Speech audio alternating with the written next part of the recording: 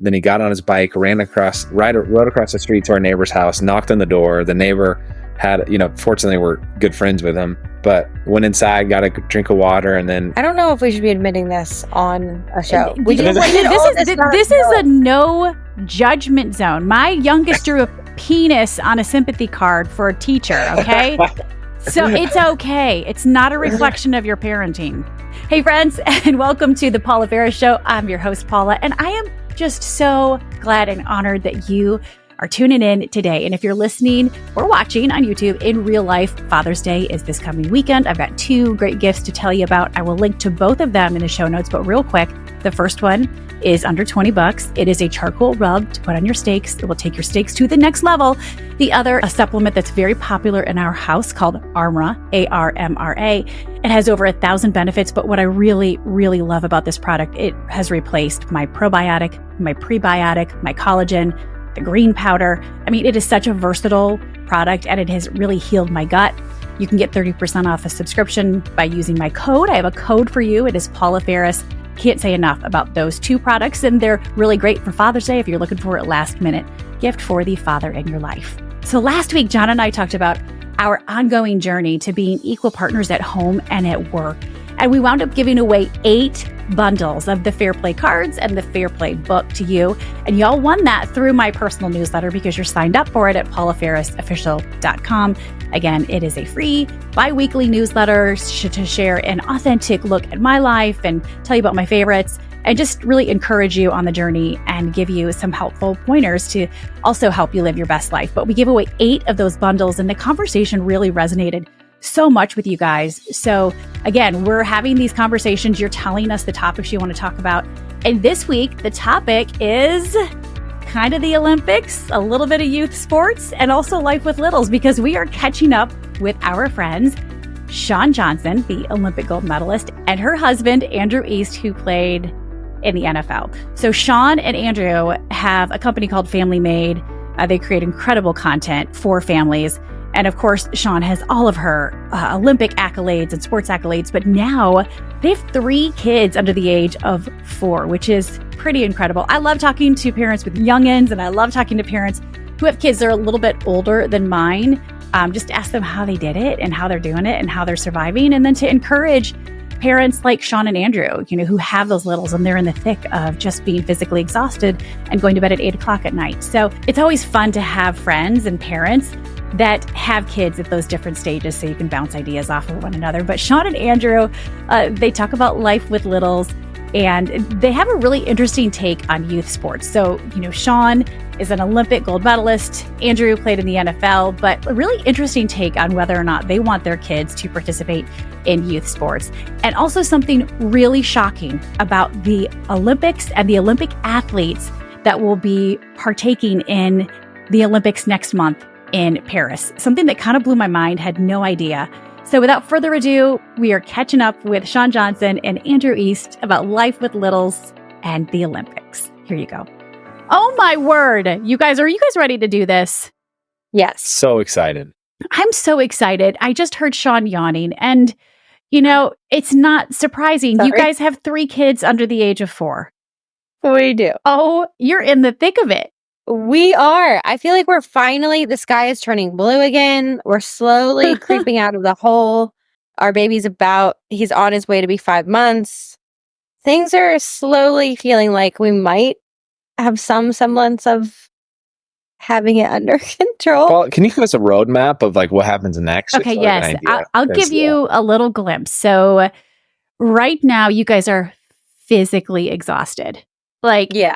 You can't even see straight. You don't know what month it is. You may not even know what year it is. Okay? You're calling your 3 children, the wrong name. All of that is happening. It gets harder, but better. And I will say this as a mom of 16, 14, and 10-year-olds. So I'm in the tween teen phase. You're in the toddler, Jesus take the wheel phase, right? Yeah. You're physically exhausted. It gets more mentally, emotionally exhausting when they're older because you start to carry their burdens. They're dating, they're driving, all of that. But it gets better, but it's harder in a different way because you start to carry those burdens. But you're just so physically wrecked right now. But I will say, it gets better, you guys. Harder, but better. And I want to encourage you. Like, I can't tell you how many times I would just love to go back just for a day and hold my babies. And they don't talk back to me. I feel like we've had glimpses. Yes. Like tiny little glimpses with our 4-year-old of the emotional burden of or the emotional weight of parenting questions. Yes. There have been a couple of things that have come up where I'm like, wow, this is actually I need to think this through. This is like a teaching lesson moment. That is terrifying. We had to try to explain the Trinity to her. That was a tough one. Okay, I have a good one for that. There's 3 forms of water. There's steam and there's liquid and there's frozen. So that's a good way to describe it. But you're kind of I wouldn't say you're ready for the sex talk, but she might Drew is almost 5, right? Yeah. Some kids start asking about this and they get curious about that as early as kindergarten. So that's crazy. I know. It's nuts. I do want to clarify. We're enjoying every second of it. Yes. But it's almost like the hurt's so good where you're like, man, this I know this is the best thing ever, but also this is tough. I know. You know, it's like a good workout, I guess, in some ways. I always looked forward to bedtime because now the kids are going to my daughter, who's 16, goes to bed later than I do. And then my 14-year-old goes to bed right around 10. And then Landon, who's 10, always wants to go to bed later. But he gets to bed around 8:30 or 9. But I miss those days where, yes, you feel like you got hit by a truck by 6:30, 7 o'clock. But you knew that mommy and daddy could have some alone time. And you could just stare at a wall. And the kids were in bed. And you could have some quiet time. We go to bed at 8:15. So we're not. Okay, I'm not kidding. That is our schedule right now. 8:15. That actually sounds. But you're getting up in the middle of the night. So wait, just for everybody listening, you have 3 kids that are 4 and under. So Drew, your beautiful little girl, 4. She's 4. Yep. Jet is 2, and Bear is 4 months. Oh my gosh. So fun. That's a lot, though. 3 kids under 4. Okay, each of you, give me a word or two to describe this phase of parenting. The first word that came to mind is sweet. It's it's so, so sweet. It's also sour a little bit. But it is so sweet because you see them change so much every day. Yes. They're learning so much and changing. Mm-hmm. Magic was my word. I was sitting there holding our 4-month-old the other night. At 7 o'clock, he was falling asleep in my arms, feeding him. He was caressing my hand gently. And in some ways, it's such a selfish kind of they're not going to remember this phase, right? No. They don't remember the first 2years of their life. No. But for us, it's man, you get the cuddles, you get these sweet moments. It's it's so special. I always think man, this really is magical, this phase. So. And it's they need you at this phase. I'm a cuddler to begin with. I loved wearing my babies and the baby carrier. I loved that phase and just cuddling with them. And when you're their whole world right now. And then they get a little older and don't really want much to do with you. So, but they need your checkbook. My kids definitely need my checkbook right now. And they're really nice to me when they need something. Okay, so those are great words. I would have thought you would have said exhausting. And of course it is, but I love that you guys went for the positive. Magic, sweet. That's really great. Oh, go ahead.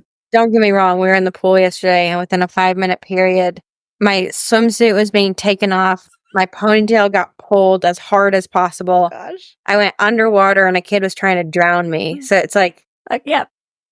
We're figuring it out. Yeah. That was parenting, just a little glimpse into parenting, a little 30-second glimpse right there, right? Yeah. You want to know what it's like? Jim Gaffigan, he's a comedian. You guys know who he is. And I'm totally going to botch this, but he said, I think he's got 5 kids. And he said having a 5th was like drowning and then somebody throwing you another child. So it's just, and you guys are outnumbered now. You're actually playing zone instead of man-to-man. Have you found that dynamic to be different to go from 2 to 3? Because I thought 1 to 2 wasn't so difficult, but 2 to 3 was that's where it was really challenging. Honestly, I feel bad for Shawn. I've mostly been in charge of the 2 older ones. Okay. And we are having the time of our lives. We have so much fun. And Shawn is feeding the baby, taking care of the baby. You're daddy good times. That's what you are. aren't you? Yeah, and then mommy has to come and lay down the law, which is always fun. Are you the disciplinarian? So, Shawn, that's the dynamic in our home. John, my husband, which, by the way, he couldn't be here today. He really the co-host, my frequent co-host. Yes, he's awesome, but he's daddy good times, and I am the disciplinarian. I feel like we definitely split the disciplinary like responsibilities, but I do think I have more of it. Okay, like I'm not. They don't really want to play with me. Like they want to play with daddy, right? I'm the cuddler and disciplinarian. You have like the discipline in you, but they just want to play. Yeah. So like you are the good times. Shawn will keep people on schedule and like, hey, let's make sure that we're eating our broccoli things. I think when there's like a serious issue, I'll usually step in where it's like, no, we don't hit or we have to be safe, things like that.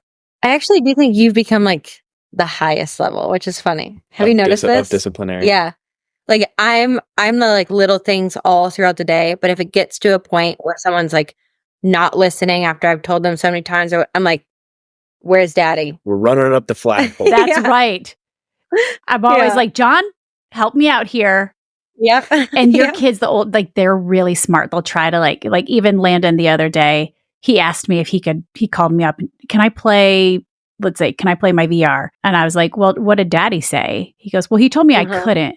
I'm like, well, then why are you asking? Like, no, they'll intentionally. And then what he would have done with that information is, well, mommy said I could. And then John would have caved, right? So they're smart. They're really smart. Do you find, Andrew, this is for you. Well, I guess it's actually for both of you. So you have girl, boy, boy, which is, by the way, our birth order in our family, though our kids were 6 and 4, our older 2 when we had our babies. So we were kind of we were out of diapers. But do you find that you parent your daughter, Drew, who's the oldest, a little bit different than you parent the boys? And I know they're real young. And Shawn, I'll be interested to get your take on this as well. Like, how do you parent your daughter versus your sons? I don't naturally, but thanks to Shawn's encouragement and insight, she's like, hey, you need to realize that Drew's going to respond to things differently than Jet. And I don't know. We'll see if I parent the boys differently, but I am trying to grow my sensitivity and sympathy towards just the different perspectives that our girl has versus our boy. What about you, Shawn? I feel like a little bit. Our daughter is such a little feeler. She like everything has felt so much. And she's a little people pleaser. I try very hard to like match her or like get on the same level of her as her with everything. She always has these very deep questions. She's just she's very deep. And she doesn't respond to like the loud, playful stuff as often as our boys do. So yeah, I try to parent her differently just in explaining a lot of things. Boys just want to beat stuff up. They want to destroy stuff. And you know, all of this science and research, the difference between boys and girls, I'm like, that's just, do we really need all that research? It's pretty evident. Like when they come out of the womb, they're like, I mean, not that girls can't be destructive, but like, I think girls are a heartache and boys are a heart attack. Girls are a heartache. They're drama. They're drama and their emotion and their little manipulation. And like they tug at your heartstrings. And not that boys can't be emotional, but in a different way. And boys are a heart attack because they honestly think they're invincible. They think they can jump off of the roof and fly. And I just want them to survive. And the way that they wrestle. Wait until your younger 2 start wrestling. Oh my gosh, you're literally going to think they're going to kill each other. But that's just, boys are real physical like that. So I made the mistake, Paula, of teaching our 2-year-old boy jujitsu, like, you know, how to do a headlock and everything. And it's amazing. I'll like be bending over, taking care of the baby, and Jed will come sprinting up and grab my neck. And I'm like, oh no, this is not good. But what is up with, I feel like every guy in their like 30s and 40s and 50s is doing jujitsu right now. Yeah. Yeah. What is it about it? It's hard to explain. You should experience it for yourself. Okay. There is something really nice about just like grappling with somebody. And it's like it's such a tangible exercise, and in some ways the rawest form of competition. It's also almost a type of chess where you have to know this leads to that, or I could set this move up to that. Is it an old man's workout? No, old man's workout. No, I think it's important work. You're not old. How old are you, by the way? I'm 48. You're pretty young. You guys are like in your... We're 32. Yeah, you're in your early... That's when I had my first kid, when I was 32. That's crazy. Dang, wow. I know. Yeah. I was an old lady. Wow. No. So jiu-jitsu, is it an old man sport? That's what Shawn wants to know. I think it's maybe a man sport. I don't know if it's an old man sport. You can be doing jiu-jitsu for your whole life. Right. But I asked my instructor, I was like, why is jiu-jitsu good to do? And he was like, well, it's important for a man to know how dangerous he is. Oh, okay. And there's like something to it. Just like, that's what our 2-year-old wants to figure out, what's dangerous and what's not, and how he interacts with that danger. Yep. I think it's just like kind of inherent a little bit. And to know, like, walking down the street, like, I can handle bitness right now. Just wait until he puts little Bear, his brother, in a headlock when he's like a year old, right? He just not going to even know his own strength. I think for our family, like the way that John parents Caroline and I parent I expect more out of Caroline because I just do, and the boys, I just naturally gravitate towards wanting to do more for them. Or maybe it's the mother in me. Same. My husband is much softer with Caroline. Like, she started dating this year and driving. She's going to prom. You guys. Oh, no. What? I know. And the dresses are like this big. Thankfully, he's like, is there a piece missing from it? Is there a sleeve? I hope you got that on sale because there's not much to it, but it's a different level. Like I said, it's a different level of concern the older that they get. She's definitely daddy's little girl. And his boys, he's tougher on him. Maybe that's what he expects, something different. So I do think we're both like that, though, with our kids. Like, I'm harder on Drew than I think he is. But I also think, as a girl, I know every type of girl that I don't want my daughter to be. Oh, 100%. Yes. So it's like, if I see glimpses of things, I'm like, no, shut it down. Mm-hmm. And my boy is like, my boys are my boyfriends. Yes. It's just like, I can't relate to them. No. So I just love them. And then you are like swapped. Mm-hmm. Yeah. Just wait until your kids start dating. Like, I think John's much more protective with Caroline dating. And I'm like, there better not be any little girls that are coming around my boys. Yeah. And luckily, like, they're not interested in girls. Even my 8th grader yet. I mean, he's more interested in sports. So that's which I'm so excited about. And that's a great transition, sports. John and I did an episode about why every kid should play sports. And it's not just for the reasons that we would think, like, it's more to learn how to be a teammate and to learn that life's not about them and to learn resiliency and failure and all of that. But I'm curious about you. I've seen Drew do some gymnastics. Like, how do you, Shawn, as an Olympian, as a gold medalist, like, how do you set your own expectations for what you want your kids to get out of sports and the activities that they're participating in? Andrew and I have had a lot of conversations about this, like with what our expectations are as far as like sports. We don't really have many. Our dream is that they find something that they're that passionate about, like we were with football and gymnastics, that makes them want to constantly like do better and learn more in one particular field. I do think sports are amazing for everything that you just said. It teaches you failure. It teaches you, how to be driven, motivation, so many things, so many massive life lessons.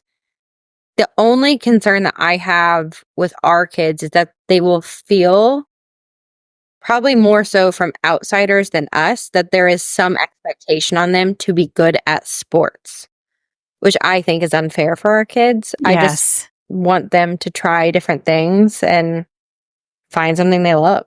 I'm a little more hardline on this than Shawn is, just because I struggle to find something that parallels sports and the structure of it, the commitment of it, something that you have a coach for, and then especially team sports, which I grew up in, where you have teammates that are older than you, teammates that are younger than you. So it sets up kind of this mentor-mentee.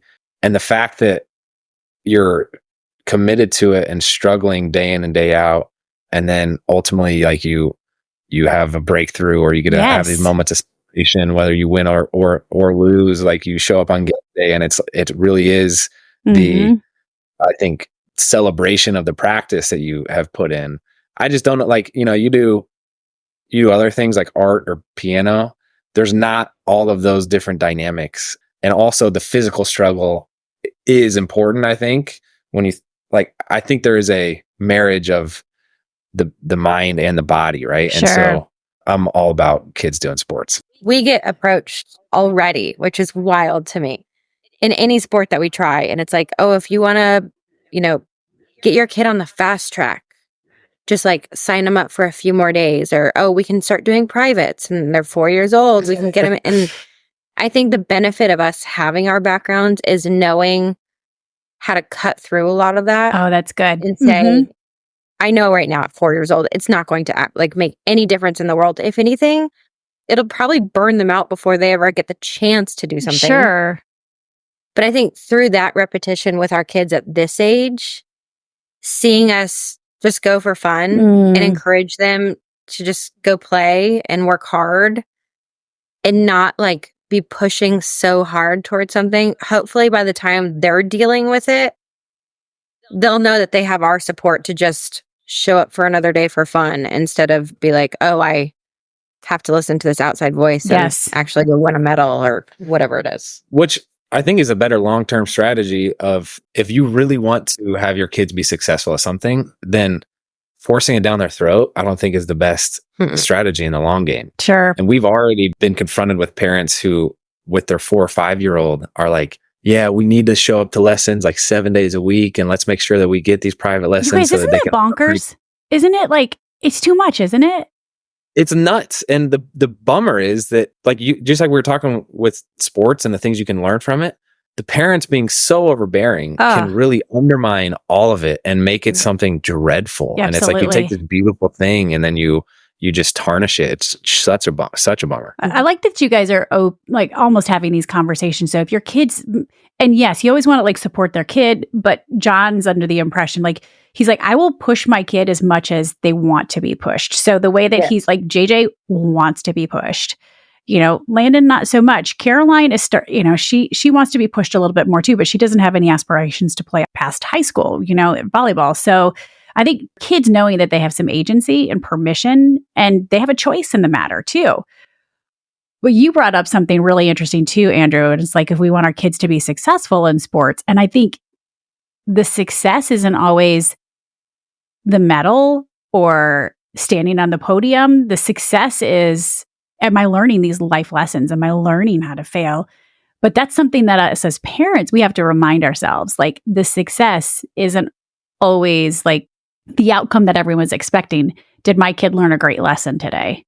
Are they a better person? Are they less selfish? Are they a team player? And just reminding ourselves of that too. That's really good.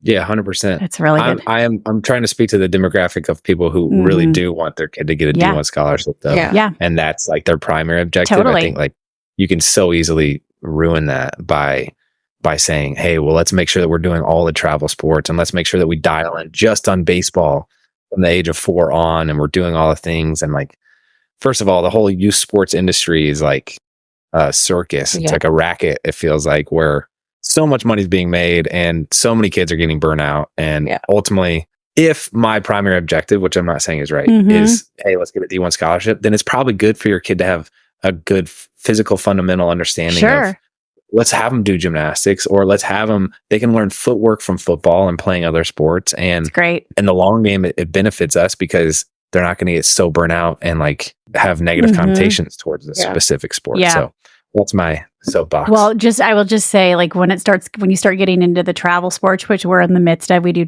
travel just about everything. It gets crazy, and the parents get even more interesting. So, it's next level, you guys. I can't wait for you to experience that. But I know you're just trying to survive the day right now. You're let's just make it to 8:15. It scares me to death to deal with that because we see it already at the 3-year-old level. And we've even had people approach us and ask us for advice in gymnastics or football. And I'm I literally look at them they're crazy. I'm you don't have to do any of that. Yeah. None of it. Uh-huh. Like, none of that is necessary to make it to the highest level. Yep. So what are you doing? I know. Like, literally, what are you doing? Mm-hmm. Yeah. You guys I'm curious what Paula's like on game day, though, for these travel sports. You're pretty intense. Okay. A pet peeve of mine, and this is why like 70% of kids stop playing sports past the age of 13 is because the parents put so much pressure on them. And Yes. a pet peeve of mine is when parents are only there to cheer their kid on. So yes, I am the crazy lady in the stands cheering, but I'm cheering for all the kids. And when I tell the kids, I'm like, I can't wait to go to your game tonight. It's like, I can't wait to watch the team play. And I am cheering wildly for all of those kids because I don't want to put extra pressure on my own kid. And I want my kid to know that this is a team. I'm cheering for the team.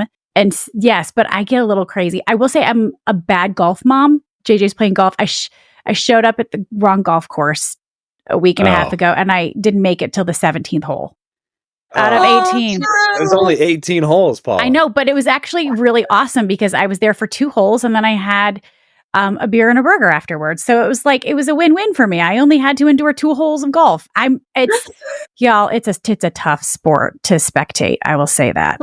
Okay. Did you go hold the hole with them? Yes. Wow. Yeah. That is a lot. It's a big commitment. My husband loves it. So, but I'm trying to support him, but golf is one of those, and my daughter's doing track and field now. And that's like, where do I look at what time I'm missing? So there's a lot going on. We've got flag football. We've got travel basketball. We've got travel volleyball. We've got track and field. We've got golf. I think that's it. I think it's not. So yes, in some ways I miss the days where I'm like, I just want to go to bed by 8:15, Yeah. What is saving you guys right now? Like, what is in this season, this magical and sweet and sour season, what is saving you, the two of you, maybe as a couple, or it's maybe saving you as parents? Is there anything, or is this a cry? This could also be a cry for help if you just need some help. What's interesting about this phase of life, I feel like, at least in our experience, is like Shawn and I really are best friends, right? But then there's inevitably logistical things or a lot of decisions that need to be made. We're together all day, every day, which is also unique. And there's probably more decisions, but also more time to figure out those decisions. So it's been interesting as we've had kids, the time that we've gotten together to like show each other how much we appreciate the other person or how much we enjoy being with the person gets kind of faded to the background a little bit and overshadowed by, hey, do we wash the bottles? Do we get the formula? Do we have enough diapers? Do we have the wipes? We got to change this? We got to take him there.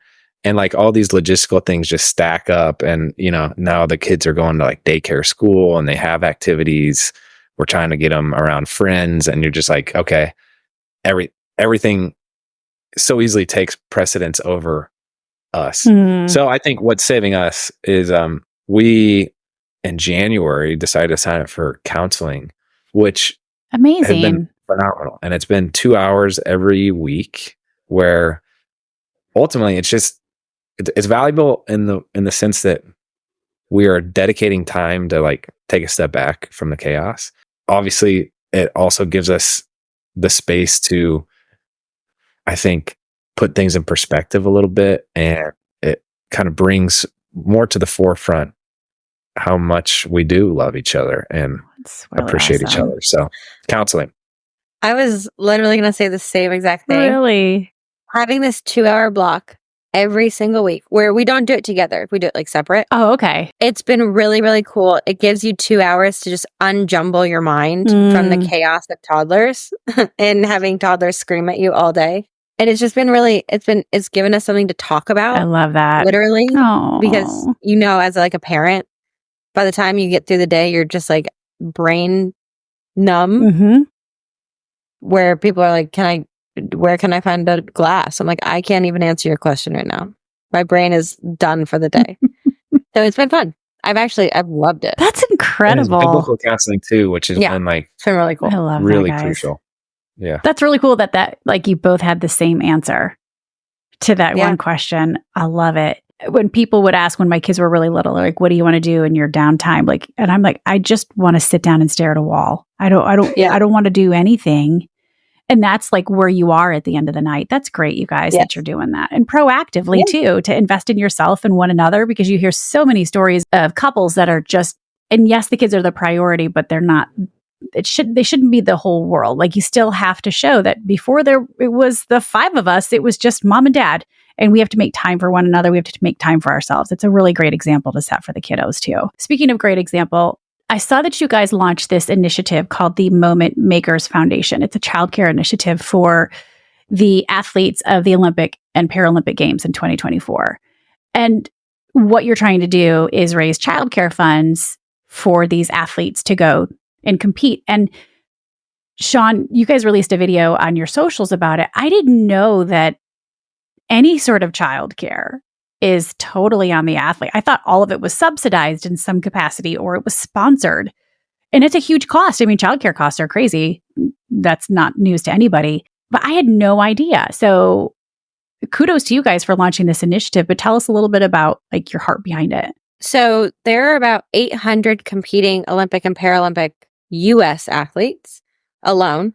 And majority of those are not household names where you're going to see like Caitlin Clark, a $20 million Nike deal. Sure. Like, these are not household names, and they're literally paying their way to the Olympics. So wait, they're paying their way?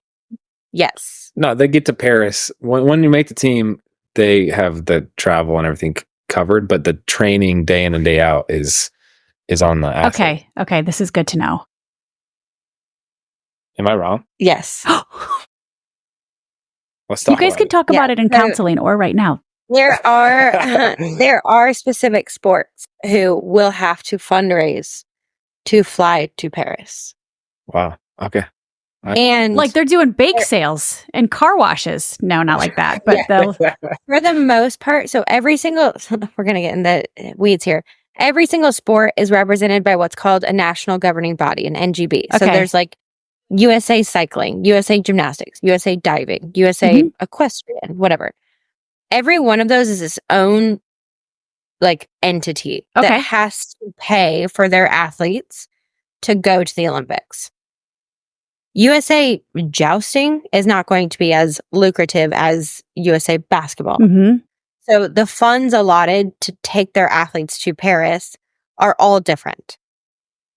If those national governing bodies don't raise enough to cover all funds required to make it to the Olympics or to get to Paris to cover housing, then that has to be made up by the athlete themselves. But are the NGBs, the national governing bodies, are they getting any sort of stipend to begin with, or is everything? No?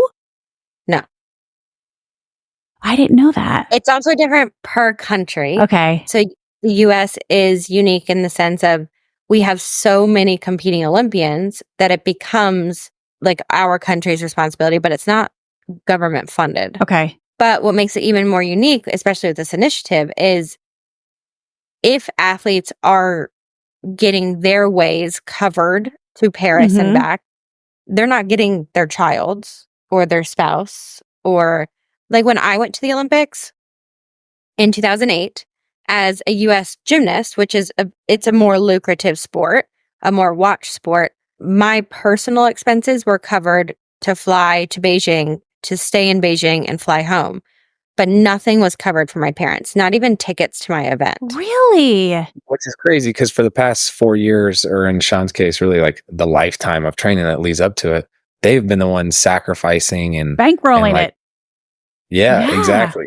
And then for them not to be able to share in the celebration is a bummer, you know? And then the country is capitalizing off of that privatized cost of raising you and all of the lessons too. This is bananas to me. I don't feel like it's like a corrupt issue. I think we have so many successful athletes and every sport is its own individualized company. But for us, Moment Makers Foundation, we've been doing these little things for a while where we've done house builds in Tijuana and gifted teachers, their wish lists. And with this one, we made it public because we wanted to get this in as many hands as possible. If I had a child in 2008, which is weird because I was 16, I just mean like if I was competing, my fees would have been paid for, but I would not have had, the money at the time to fly my child over, to fly a nanny over to watch them while I'm competing. And we wanted to make that easier for parents so they don't have to worry about having this special moment with their family while they're competing at the Olympics. I love your heart for this too. And I just think there's a lot of misconceptions. So, and you did a brilliant job of just laying that out, Shawn. You really did. Like it makes total sense now. So with this initiative, the Moment Makers Foundation is a 501c3, I would imagine, not-profit. What is the goal? How close are you to the goal? How can we help? Yeah, we're just trying to help any of these U.S. Olympians that have kids, help them celebrate the Olympics together as a family. Beautiful. And so we've already started getting submissions. Some of the athletes and teams have been, I think, created already, and there's already been, like the U.S. marathon team has already been set. And so it's been fun to already have some submissions. And we're just trying to get the word out because this would be so fun to be able to make this happen for families. Yeah. And that's what you guys are all about. Family and family made. I love it. I love your heart for it. And Shawn, thank you for explaining that. I had just a totally different conception in my mind of how everything was working. So, and can you imagine like not being able to take your kid to like one of the greatest moments of your life? And those costs are crippling. The childcare costs are out of control. I know Allison Felix from track and field, she did this at some of the national events. I don't think it was at the Olympics, but at the national events, she would pay for childcare because it's the number one barrier to women in the workforce and is the lack of quality and affordable childcare. So I'm all about this. And our kids are our greatest natural resource in the future, or they're not. So let's start investing in families, right? I love it. Love it. You preaching that message. You guys, I had a chance to go to Iowa. Wow. I know. Yes. I went to Cedar Rapids. I gave this talk about why supporting families and culture in corporate America is crucial. It's crucial if we want to have a healthy economy, if we want to have gender equity and equality, and if we want to have healthy families, we need to support families in culture in corporate America. So I feel like so much of the work that we're doing is very similar. At the end of the day, the work I'm doing for Carrie and working moms is all about families, and that's what you guys are all about too. I wonder what challenges you've been confronted with in that. It's so interesting to me. You pull up social media or traditional media, and the glorification of businesses or fitness or traveling. It's everywhere, right? People are like, I just want to. How do I make $1 million? Or how do you start a massive organization? And it's like those things are so.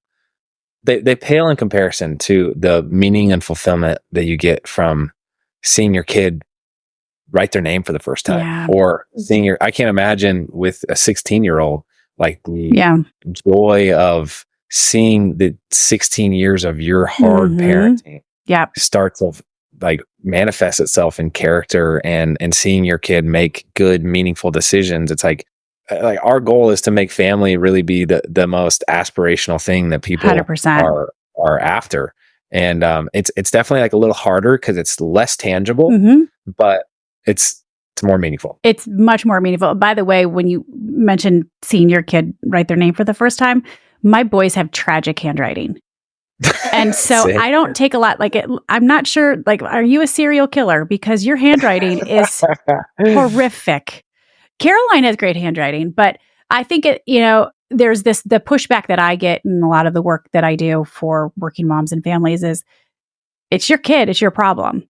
And so trying to get this buy-in from society and culture that everybody wins when the family is well supported.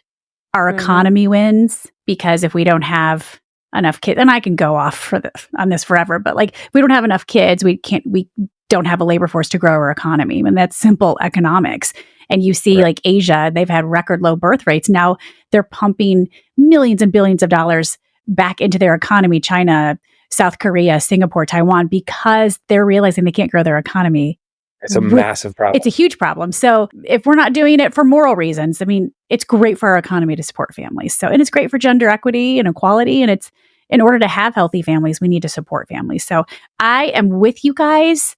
And I am cheering you on and just really proud of all the content that you're putting out there and love seeing you guys stand by one another and really investing in yourselves despite the chaos that is 3 kids under 4. Like, how did you even take the time to do this? I was like, are they going to be able to get away? The babies have to be napping right now. Or what are they doing right now? Grandma has the baby. Okay. And the other two are still at like mom's day out. Amazing. You guys, I am a great babysitter. I love the littles so much. Like I feel like I can relate to little kids better than I can relate to adults. So I'd love to watch your kids for a couple of days. Wow. I know, seriously. Nashville. I think you're due for another Nashville trip. We'll head down to Mexico for a week. Yeah. Oh, yeah, seriously. I would do it. I love the littles. Let the little children come to me. I feel like Jesus in that moment. I love the little kids. So you might be a little shocked. The big ones by our 2-year-olds. Check this out. Is he going to put me in a headlock? Is that why I'd be shocked? He kind of requires his own person. Oh, okay. At all times. That's the middle for you for sure. Yeah. He's figured out how to climb up on the running boards of my truck, pull with 2 hands the door open. Then he clicks open the gate to our driveway. The other day he did all that. Then he got on his bike, rode across the street to our neighbor's house, knocked on the door. The neighbor had, fortunately we're good friends with him, but went inside, got a drink of water, and then I don't know if we should be admitting this on a show. This is a no judgment zone. My youngest drew a penis on a sympathy card for a teacher. Okay. So it's okay. It's not a reflection of your parenting. I literally had a heart attack. I was trying to find him in the house, and this sounds horrible, but it's something we do. We have cameras all the way around our house, like on the outside. And I couldn't find him on the inside. And I was like, let me just check real quick. And there was a notification to the driveway. And I see this happen. And he's literally riding himself down the driveway across the street that cars come flying down, which was terrifying. That's scary. Across the street. And I was like, oh my gosh, what? Yeah. But he's all right. He made it. He's like, Andrew's like, he's tougher for it. Such a guy, right? And you're like having a heart attack. See, that's where I'm like, boys are a heart attack. Boys are a heart attack. And girls are just a heartache and emotion and all of that. They are. Oh, just stay alive, please. Oh, you guys, this has been so great. Thank you for taking the time. And thanks for all the good work that you're doing. Paula, we've done an interview or two, and no one does it as well as you do. So you guys are so great. Thank you. Let's just hope that I recorded all of this. Okay? Yeah. That would be We don't know that it's actually going to save. So why don't you tell me that once we know that the content has been procured and secured. Deal. All right, you guys. God bless you. Thanks for the time. So grateful that Shawn and Andrew were able to join the show. And again, the Olympics are next month. The opening ceremony is the end of July in Paris. Just so exciting. I love the Olympics. I love everything about them. Of course, gymnastics is my favorite. That's where Shawn Johnson won her Olympic gold back in Beijing. But Moment Makers is the name of their foundation. And I just love what that's all about. Really trying to support the parents that are going to the Olympics. I had no idea that so many of the athletes have to pay their way. So thanks to Shawn and Andrew for coming on, and to anybody that has littles. Oh my gosh, you guys, the physical exhaustion, I promise you, will pass. And you don't just have 18 years, so don't buy that lie. Don't put any pressure on yourself. They're your kids and your babies, and they're going to need you forever, but in different ways, I promise you. All right, the next 2 episodes as we wrap up the month of June, it is a mailbag. It's an Ask Us Anything between John and I. You guys sent so many questions, and they range from hilarious to a little heavy, but we are reaching in that mailbag, and we are trying to answer as many of your questions as possible. So Johnny Good Times, as we like to call him, or the ratings magnet, my husband will be joining me the next 2 episodes, and hope to see you right here as we continue to talk about it. I know you guys thought you were done with me, but not quite yet. I have one more thing to tell you about. If you're watching on YouTube or you're listening on your favorite podcast platform, don't forget to subscribe to the show. I don't want you to miss a single beat or a single conversation. And remember, my DMs are always open. Tell me what you want to talk about.